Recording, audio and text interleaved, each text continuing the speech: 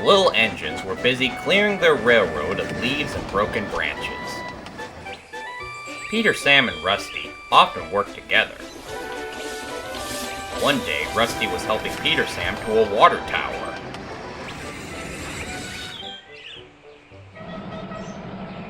Peter Sam felt much better after his long drink, but the freight cars were bored. "Let's break away!" Their loads were heavy, and the couplings old. One snapped.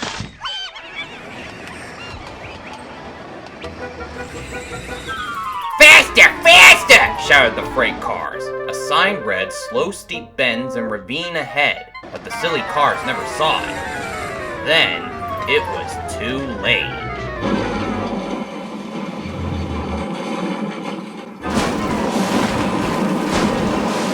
Peter Sam arrived at the scene of the disaster. His driver sighed.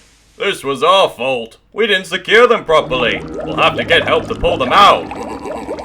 The Topham Hat will be very annoyed." And he was. "You will work in the yards until I can trust you again." Duncan was delighted with Peter Sam's dilemma. "Fancy not securing your freight cars on the hill. They'll come back to spook you and your special funnel. Woo! And who's to say you're not afraid of ghosts?" snapped Rusty. "Ghosts? Things that go bump in the night? Rubbish! Well, I'll tell you a story that'll make your funnel quiver," Rusty said. "A long time ago, a little engine was returning home. It was a misty moonlit night.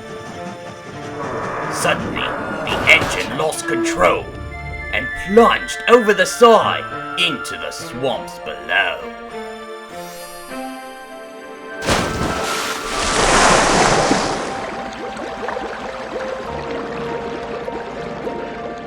He was never found again. But many a workman will tell you when the moon is full, they have seen the engine trying to get home. But he never reaches the other side. So what do you think of that, Duncan?" "Rubbish!" replied Duncan. "Never mind him, Peter Sam. He'd be frightened if he really saw a ghost."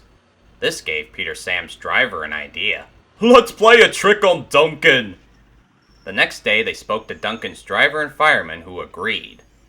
"We'll do it tonight." Duncan had to take coal cars to the slate mines, and then bring cars back. Duncan's driver decided as part of the plan to cross the old iron bridge. "Haunted bridge? Rubbish!" snorted Duncan. "It's as tame as a pet rabbit!" But all the same, he kept thinking about Rusty's story. When dusk fell, he was keen to leave. "And if we don't go now, Scar Lloyd will take my favorite place in the sheds. We have to collect our cars first," his driver replied. They could see their plan was working because Duncan was nervous. When night fell, they set off. The mists were rising along the old iron bridge. Duncan whistled, and the sound echoed everywhere.